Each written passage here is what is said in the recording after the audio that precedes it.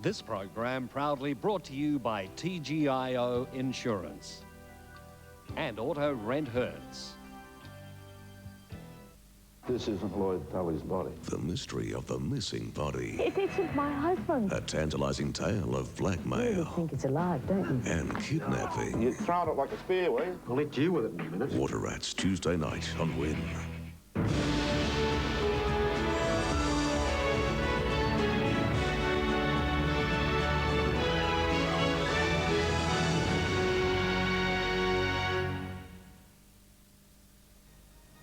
More violence as George Speight secures leadership deal with Fiji's military.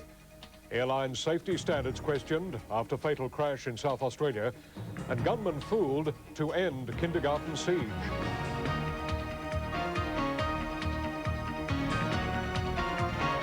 From National 9 News, this is Nightline with Jim Whaley. Good evening. There's been another shooting in Fiji tonight. A supporter of George Speight reportedly wounded during clashes with police. The trouble came after the coup leader confirmed that he does want to be Prime Minister and is confident the country's Great Council of Chiefs will anoint him in the job. A deal could see the deposed Prime Minister and 30 other MPs freed within the next few days. Speight has candidly admitted Fiji will be hard hit by economic and diplomatic sanctions, but says it will be worth it in the end for indigenous Fijians. From Suva, Robert Penfold reports. Businesses and homes have been destroyed. People of Fijian and Indian heritage are terrified of what might come next. Today, coup leader George Speight gave them a look into the future. His vision of Fiji is a place, for the time being, ostracised by the Western world, a country he expects to become Prime Minister of in the next 3 or 4 days. One bit of good news, at least for the hostages. Speight says he will free them over the weekend. And on Monday, he expects to be rewarded by Fiji's traditional power brokers, the chiefs, by being named Prime Minister. I've proven what I can do, and if the chiefs see it fit that I continue to play a role, you know, they will endorse the proposals that are on the table before them. That proposal involves him leading an interim government until a new election. Today, Speight scoffed at the suggestion the chiefs might let the military take control, but the military is warning, allow Speight in, and trouble will soon follow. Okay, I'll just echo the words of the commander. We feel that if he forms a government, then it'll just lead to bloodshed, because the majority of the people, I do not think, will accept him. Speight's supporters again threatened to invade the city of Suva this morning unless police freed rioters from the local jail. Again, they were victorious, and the police delivered. The prisoners were returned to the parliament. Today, the coup leader said he fully expected sanctions to be imposed against his country. Expulsion from the Commonwealth, you know, international trade sanctions, all of these things, we're aware. We're sorry they're going to happen. Tonight, a man was wounded by Speight's guards at the Parliament building. The jittery guards thought the military were mounting a surprise attack. The Red Cross visited the hostages today. Before taking some of Speight's injured men away for treatment, the doctor said all of those inside, 2 weeks after being taken hostage, were still in good condition. If everything goes to George Speight's plan, and that's the way the coup has gone so far, sometime over the weekend, the former Prime Minister will go free. George Speight himself will become the new Fijian Prime Minister early next week, and then he can start cleaning up the mess. In Suva, Robert Penfold reporting for Nightline. The Civil Aviation Safety Authority has rejected claims that, after earlier incidents, it had not been tough enough on the airline involved in this week's crash in South Australia. The commuter aircraft came down in the Spencer Gulf soon after the 21-year-old pilot reported the failure of both engines. All 8 people on board are presumed dead. Only 2 bodies have been recovered, but search officials hope the downed plane will be located tomorrow. There's now no hope of finding any survivors from Whyalla Airlines Flight 904. For the second day, a massive search was launched, but this time they were looking for the wreckage of the aircraft. It could provide the only consolation to grieving relatives, the cause of Wednesday night's crash. And take your time, do a thorough job, and don't take any risks, okay? 8 people were on the flight from Adelaide to Whyalla when it disappeared from radar. In his last message, the 21-year-old pilot reported both engines had failed. Only 2 bodies have been recovered, those of Peter and Wendy Olsen, close relatives of South Australian Premier John Olsen. I mean, it's almost incomprehensible that an accident of this nature in this day and age can take place. There's been much speculation as to cause. While it sounds beyond belief, one theory under investigation is the aircraft simply ran out of fuel. Dick Smith says this tragedy was inevitable. The former chairman of the Civil Aviation Safety Authority wanted to ground Whyalla Airlines in 1997.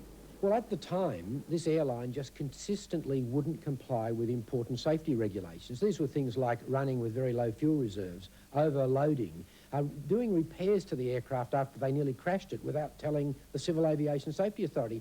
But CASA rejects the criticism from its former chief. It says the airline has been under constant scrutiny, including 6 safety audits in the past 12 months. We, as an authority, are concentrating predominantly on the investigation today. We have kept a continual watch on their progress. But after 2 days, aviation experts continue to ask why. The odds for the 2 engines to fail simultaneously for mechanical reasons are so slender that it almost wouldn't happen. You could say that the chances are astronomical. This afternoon, Whyalla Airlines Managing Director Chris Brome called a press conference to defend the company's reputation. He said mistakes had been made, but they'd learned from the past and now boasted a good reputation in the aviation industry, to the point where their pilots are now regularly headhunted by larger airlines. Am I hurting because some of my friends have died? Yes. Am I hurting because I lost a pilot? Yes. Do I think I personally need to get my head together before we fly again? Perhaps. Am I looking forward to it? We will fly again. Nick Cahoon for Nightline. Not wanting to travel in poor English weather saved Melbourne jockey Greg Hall from boarding a plane which crashed last night, killing the pilot. Hall was to join fellow riders Frankie Dettori and Ray Cochrane, who were flying to a race meeting in West Sussex. Miraculously, they both escaped through the luggage compartment with no serious injuries. The tax office has been accused of breaching the government's e-commerce rules by selling email addresses and other details of companies registering for the new tax system. But as Laurie Wilson reports, the tax commissioner denies there's been any breach of the privacy laws. It was always going to be a controversial issue, the capacity to use a government website to access basic information provided to the tax office by millions of businesses in their application for an Australian business number. But now the opposition has raised concerns that even more detailed information, including a company's email address, can be purchased from the tax office for a $20 fee without the business's permission. You're aware you're in breach of the government's own e-commerce guidelines? I can't respond to that question, Senator. They were published about a week ago, and they make it quite clear that you have to opt in to be on-sold. However, the government says the opposition has got it wrong. The sales do not contravene its e-commerce rules. Tax Commissioner Michael Carmody also denies there's been any breach of the privacy laws, a view which appears to have been endorsed, albeit somewhat cautiously, by the Privacy Commissioner. Meantime, a former senior tax official will appear in a Sydney court next week on corruption charges. Nick Petroulius was originally facing the more serious charge of conspiring to defraud the Commonwealth. That's now been dropped. Instead, Petroulius will be charged with corruption over his alleged involvement in a tax scheme in which it's claimed the Commonwealth stood to lose some $20 million. Laurie Wilson reporting for Nightline. There was some finger-pointing at an empty seat in Parliament this week as the coalition wondered what had happened to Labor frontbencher Cheryl Kernot. Mystery solved. The Shadow Employment Minister surfaced in London, where she's casting an eye over a British scheme aimed at cutting the number of long-term jobless. Where's Cheryl, was the cry when the Shadow Employment Minister didn't turn up for Parliament this week. The answer is she's in London and she says on the job. I'm here, you can see me, I'm doing it, I'm learning. Ms Kernot's staff created a mystery by initially refusing to say where she was. Rumours spread about her health. Sick! You look pretty healthy. She doesn't look Thank sick you. to me. The government kicked the story along. I don't know where she is, but I can tell you most MPs are in the Parliament doing the things that MPs should do and which they're elected to do. The Nine Network's cameras found the missing frontbencher in London's East End, inspecting the Bromley by Bow Centre, run by a community action network to deal with social problems like long-term unemployment. There are people who haven't worked before who are now using their own craft skills to earn money for themselves and to teach others. Reverend Andrew Mawson, an advisor to the Blair government, heads the network. This is seen as a pathfinder project for a lot of the new thinking that's going on with New Labour in Britain at the moment. Now he has the bureaucrats coming to him to look at how it's done. And that's why I think it's really important to understand it. If she's in London, well, she's in London, but most MPs are at work. They're in the Parliament. Labor sources say that Ms Curnow paid for the trip out of her own pocket. Laurie Oakes for Nightline. There's no such thing as a small nudge from a Manly ferry, as the owners of some boats moored in Sydney Harbour's Mort Bay discovered today. The Queenscliff had been at a service dock near Balmain for routine maintenance when the engine apparently failed, the ferry running into several boats and pontoons. Then, at the mercy of the wind, it swung sideways, pushing boats from their moorings. Compounding the problem, an anchor tangled around a rudder and propeller. After the break, a trick shooting ends Luxembourg's daycare siege, and mobile phones take the next great leap forward.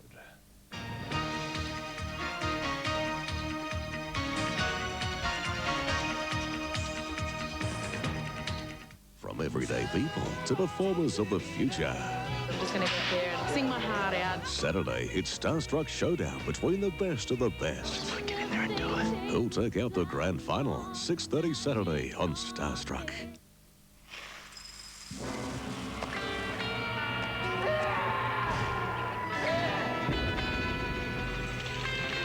Fancy a hot breakfast? Then go to McDonald's. Now from RACT Travel, a great 6-day top-end discovery deal. You can experience the culture and magnificent landscape of the top end in your own motorhome from only $990. For more information and bookings, contact RACT Travel now. Like robots? No, real robots. Then we've got the one for you. Warner Brothers Family Entertainment presents the story of an incredible friendship between a boy and a 100-foot robot with a heart of gold. The Iron Giant. Now that's a robot. Cameron Stewart's men's fashions for all seasons. Practical and functional fashions from Gazman. Jeans by Jag. Tops from Carbine. Jackets by Zach. Winter warmth from Blazer. Suits by Pierre Cardin. At Cameron Stewart's Men's Fashions Tasmania. Men's fashions for all seasons. Have you heard the news? About the Meadow Muse? Meadow Muse, Village Cinemas and Win Television are giving early shoppers on Tuesday the 6th and Wednesday the 7th a chance to receive one of 100 double passes to Keeping the Faith. Shop at 2 Meadow Muse specialty shops on Tuesday and Wednesday mornings between 9 and 11. Take your receipts to the Meadow Muse Mall and you'll be an instant winner just for shopping in the Meadow Muse. One-stop shopping at the Meadow Muse. Gloves on to help raise money for kids with cancer during Camp Quality's Lend a Hand Week by doing odd jobs for family, friends and neighbours. No slacking off, Mr. Wall. Okay. But you'd better get moving because you can also win a stack of great prizes. I found some more, Mr. Wall.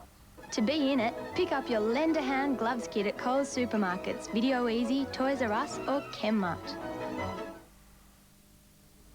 Safety concerns have seen Victorian police instructed not to use their divisional vans for high-speed pursuits and emergency responses. The bans follow the deaths of 2 officers in Melbourne last month when their vehicle crashed during a chase. 180 Holden Commodore and Rodeo vans are currently in service, and it's conceded the order will affect response times. It's believed special modifications for police use has resulted in stability problems at high speed. A Sydney woman has failed in her legal bid to lay the blame for her hair falling out on a cosmetic cream. The fashion stylist claimed the lotion caused her to develop bald patches, but the judge ruled there wasn't enough evidence to support her allegation. Jennifer Doring has always insisted it was a tube of Zurleek honey cream which destroyed her high-profile career. The cream, she says, literally burnt the hair off her head. The former Paddington fashion importer sued the manufacturer, claiming the bizarre patches had forced her out of the industry altogether. Her girlfriend also giving evidence the same cream had left her with half an eyebrow for more than 18 months after she was told to use it for an ingrown eyebrow hair. A district court judge today rejected the claim, adamant that while there was a possibility the cream may have caused an allergic reaction, even an infection, there simply wasn't enough evidence to link it directly to the hair loss.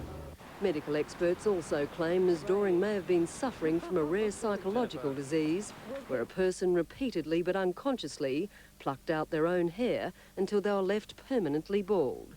But again, the judge found there wasn't the evidence to back it up. It's a vindication for Zurlich. Always it is maintained that this product could not have caused the reaction claimed by the plaintiff. But Ms. Doring says it's not over yet. We're disappointed, we're very, very shocked. We will be lodging an appeal within 28 days. Deborah Cornwall for Nightline. There are no rules when it comes to freeing hostage children. Police in Luxembourg have tricked a gunman who was holding 25 children and 3 teachers at gunpoint. His demands for a television interview were granted. An undercover agent then shot him in the head with a gun hidden in the camera. A dangerous gamble by police which paid off. A gunshot is heard. And minutes later, a little boy is carried from the kindergarten. The remaining 24 young hostages soon follow, all alive and well. 3 teachers who were also held captive emerged shaken but unharmed. The police tactic was one of trickery, luring the hostage taker outside with the promise of a television interview. He was shot in the head with a gun fitted in the camera. I am very relieved because this was a very dangerous and very critical situation. The drama began when the 39-year-old man seized the kindergarten, armed with a hand grenade and a gun, which he could be seen waving in the air. He later used one of his young hostages as a human shield, dangling him out a first-floor window. It's thought the man targeted the school because it was where his 2 children attended before they were taken from him in a custody battle.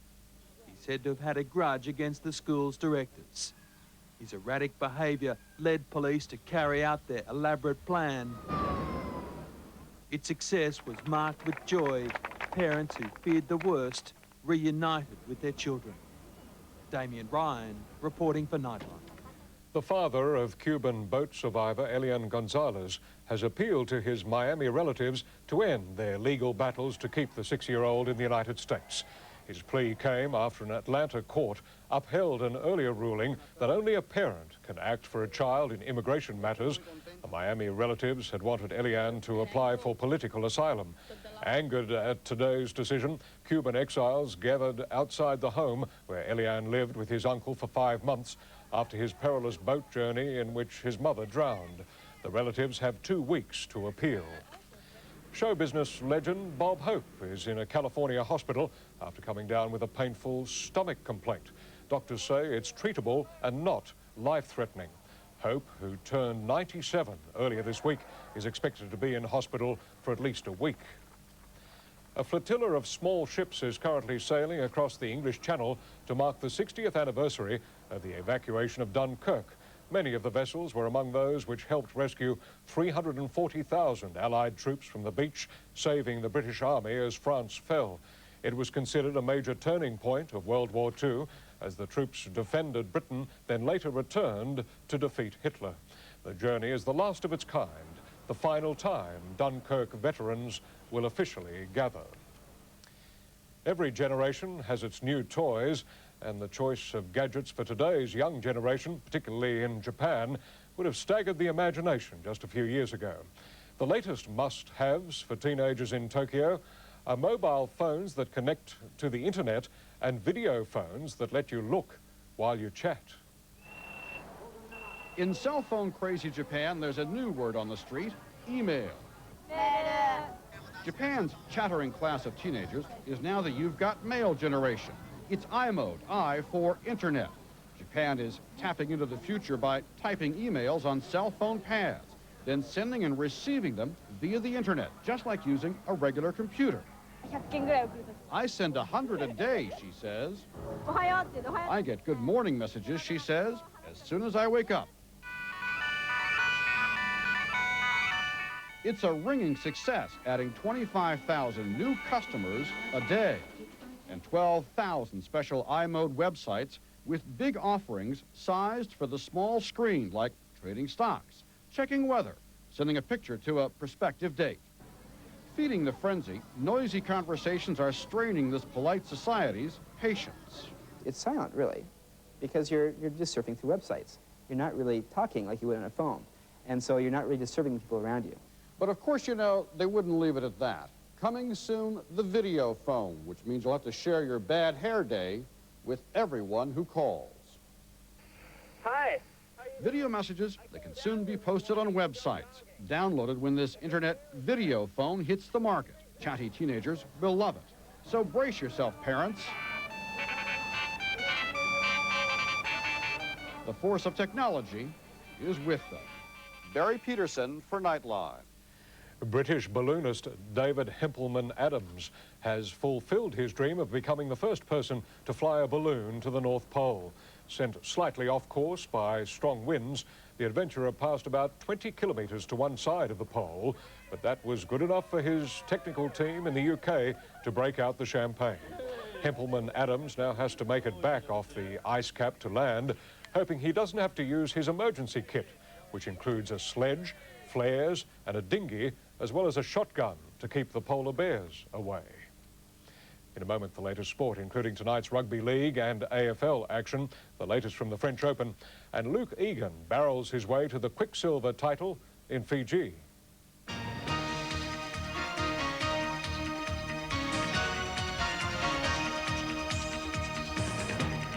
Seeing is believing. Saturday on Russell Gilbert Live. The Aussie premiere of Mission Impossible 2 at Fox. A dangerously unpredictable night. Plus, Vanessa Amorosi shines. Russell Gilbert Live, Saturday. If you think this guy is crazy, you should see our prices. Dolmio pasta sauces, the sun-dried tomatoes, all mushroom flavours, $1.50. Weston's Quattro biscuits multi-pack are crazy, $2.50. Flower Shop air fresheners in heaps of fragrances, $2 each. Easy to connect glass ceiling lamps are crazy, $10. Italian design clothes hair and folds for easy storage, $19.95. Flannelette cot sheet sets includes fitted and flat sheets plus pillowcase, $12.95. So come to Chicken Feed and laugh at our crazy prices. The Pantene Great Healthy Hair Search winners are Joanna Morwood, Auckland, Maria Galevska, New South Wales, and Amy Wilesmith, Queensland. When I've got great hair, I feel like $1 million. And when I've got great hair, I'm full of life. It's Pantene. It gives me great hair. And when I've got great hair, I feel vibrant. Wow. When I've got great hair, watch out. Pantene, the power of great hair.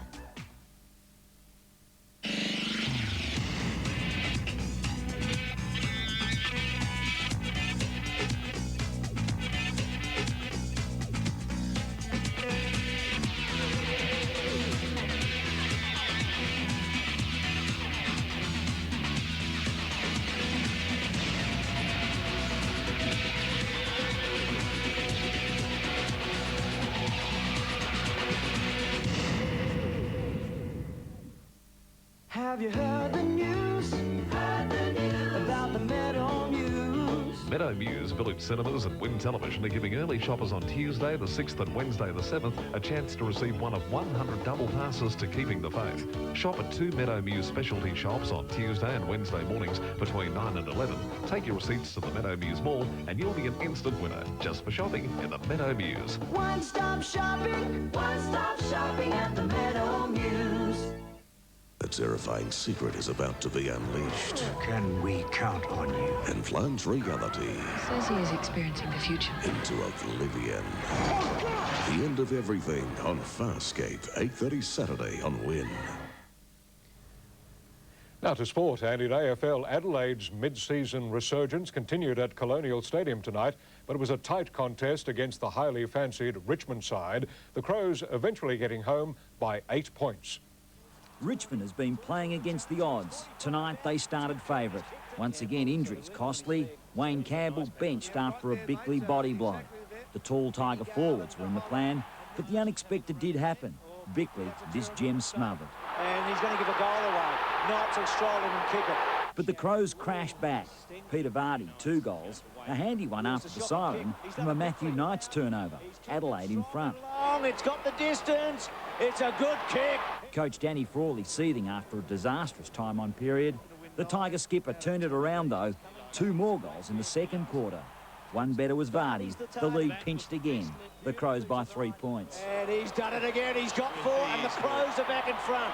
Richmond struggled to penetrate. Another injury, this time King on crutches. Adelaide, a good thing, with Simon Goodwin somehow finding Scott Welsh.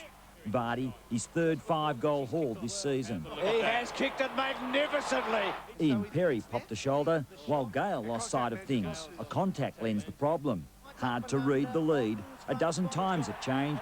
Vardy again the difference. Vardy's going to kick 6, and the Crows are back in front. Adelaide out to 26 points. At one stage, 30 shots to 19. But Richmond found a way back. 5 unanswered goals. Ben Holland hauling them in. But Scott Welsh and Vardy finished with 10 goals between them. The perfect 200-game reward for some smart play. Michael Roberts for Nightline. In other AFL news, the Kangaroos have dropped Winston Abraham for Sunday's big match against Essendon. Abraham met with coaching staff this evening to explain his unauthorised 4-day trip to Perth.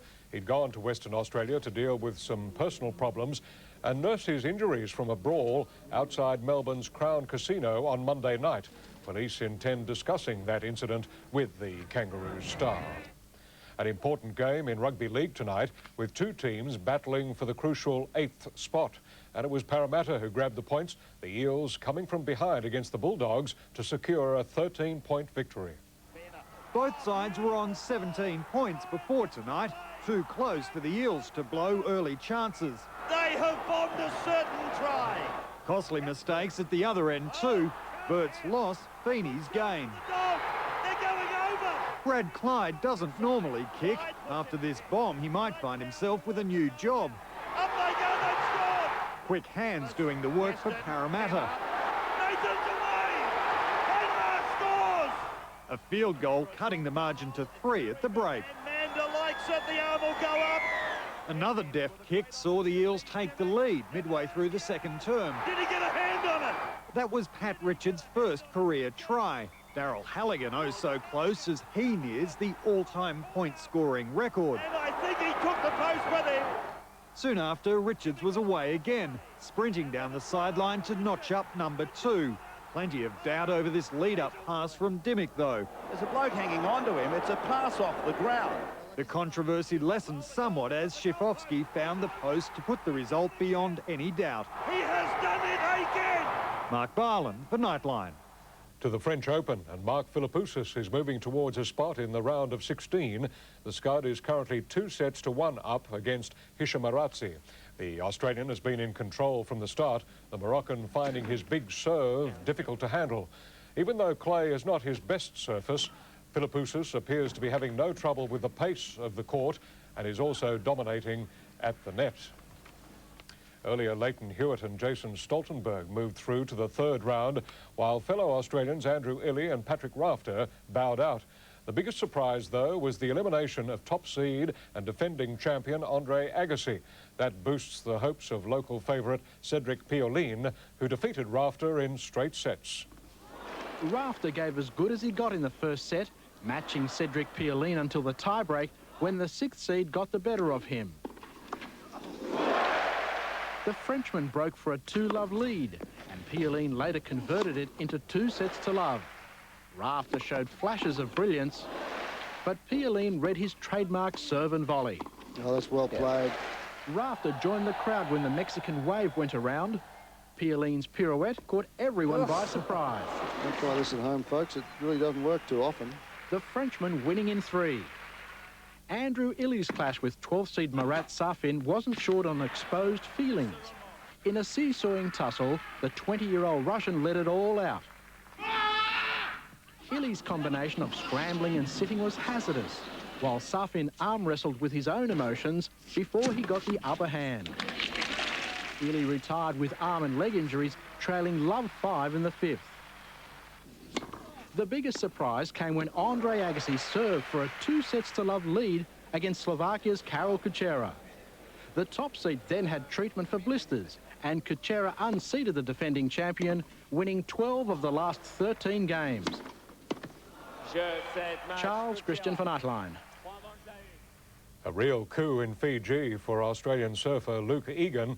He scored a perfect 10-point tube ride that went on and on and on to win his quarterfinal in the Quicksilver Pro, beating fellow Australian Mark Okalupo. Egan then took out the final, his opponent Brazil's Guilherme Herdy wiping out heavily. The win ended a long drought for Egan on the World Pro Tour. And still to come on Nightline, the finance and the weekend weather.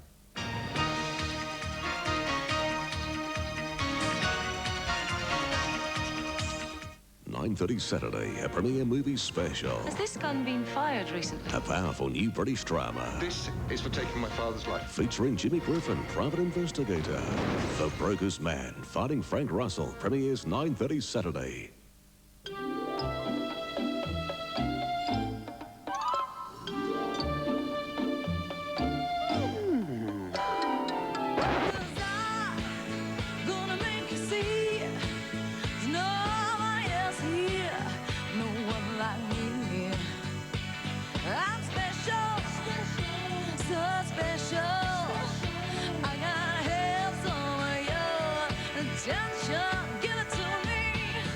Maggi has 25 ways to make the most of chicken. Here's one. Take some Maggi Malaysian noodles, some veggies, then just add a dash of disco.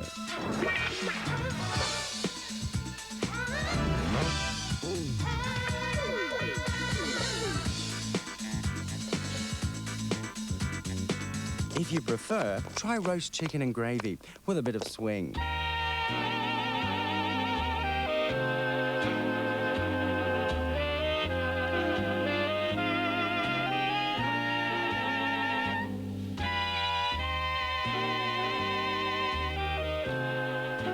Or serve up Maggi butter chicken with a bit of soul.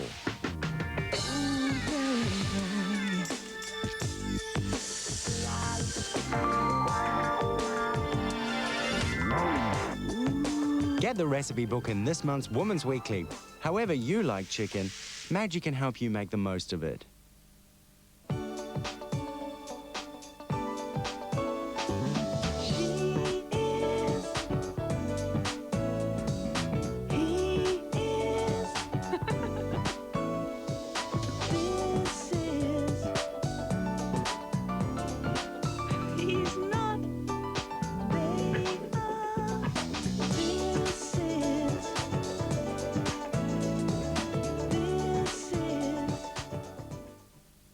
Audiences rave about looking for Alibrandi. It was awesome. Yeah, it was really good. Best movie, I've already seen it twice. Very good. Fantastic. I'll see it again. It was the best film I've ever seen. It's the second time I saw it in 3 days, so I loved it. We cried, we laughed. Oh, it was awesome.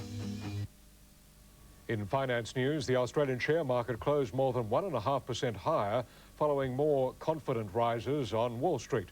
The All Ords finished 48.5 points up. In Tokyo, the Nikkei was up 105 points. In London tonight, the FT100 is 43 points up in morning trading. Gold is fetching $273.75 US an ounce. And in European trading tonight, the Australian dollar is buying 57.35 US cents, 61.3 euro cents, 62.2 yen and 38.2p. The national weather, and a high is dominating much of Australia, while an intense low in the Tasman continues to affect the southeast. A series of cold fronts is moving through the Bight. The forecasts: sunny and dry for Darwin, cool and dry in Brisbane, showers clearing in Sydney, fine but cold for Canberra, fine in Hobart, late showers for Melbourne and Adelaide, and in Perth it should be a fine day there tomorrow. That's the news this Friday night from all of us here at Nightline. Have a great weekend. Good night.